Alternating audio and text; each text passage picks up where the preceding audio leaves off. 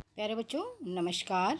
आज हम 8वीं कक्षा का पाठ चिट्ठियों की अनूठी दुनिया जो आपके पाठ्यक्रम में सम्मिलित है, आज उसको पढ़ेंगे और समझेंगे। उसके महत्वपूर्ण प्रश्नों पर चर्चा करेंगे।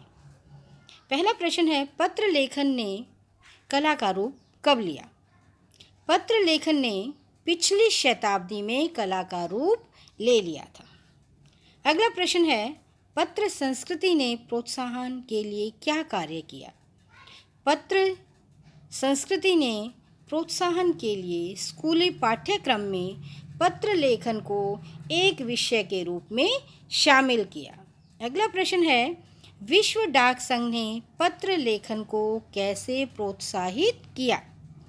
विश्व डाक संघ ने 1972 से पत्र लेखन प्रतियोगिताओं का आयोजित करना शुरू कर दिया। इससे पत्र लेखन को प्रोत्साहन मिला। यह प्रतियोगिता 16 वर्ष से कम आयु वर्ग के लिए है। चिट्ठियों की तेजी को किन किन साधनों ने रोका है? कि चिट्ठियों की जो तेजी थी वो किन किन साधनों के द्वारा रोका गया? चिट्ठियों की तेजी को फैक्स, ईमेल, टेलीफोन तथा मोबाइल फ़ोन ने रोका है। अगला प्रश्न है, पत्र व्यवहार की परंपरा का असली विकास कब हुआ? पत्र व्यवहार की परंपरा का असली विकास आज़ादी के बाद से ही शुरू हुआ। अगला प्रश्न है, डाक विभाग की सबसे ज़्यादा गुडविल क्यों है? डाक विभाग की सबसे ज़्यादा गुडविल इसलिए है क्योंकि यह समाज में रह रहे लोगों को जोड़ने का काम करता है, घर घर तक संदेश पहुंचाता है। तमाम उन्नत साधनों के बावजूद भी चिट्ठी की हैसियत आज भी बरकरार है। अगला प्रश्न है, आज की खेती का बेसब्री से इंतज़ार कौन कौन लोग करते हैं? देखिए, सभी करते हैं खेती का इंतज़ार।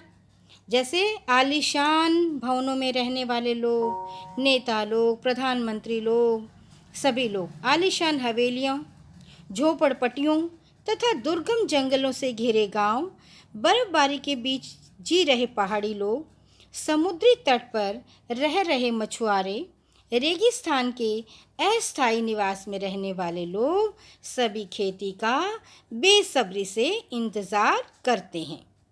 अगला प्रश्न है, दूर देहात में लाखों गरीब घरों में चूल्हे मनी ऑर्डर की व्यवस्था से ही जलते हैं, इसलिए चिट्ठी और मनी ऑर्डर लेकर वहां पहुंचने वाले डाकिये को देवदूत के रूप में देखा जाता है। पता लग गया गांव में डाकिये को देवदूत के रूप में क्यों देखते हैं?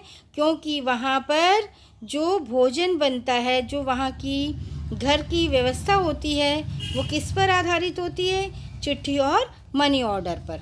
तो वहाँ पहुँचने वाला जो डाकिया है उसे वहाँ के लोग, गांव देहात के लोग उसे देवदूत के रूप में देखते हैं या जानते हैं।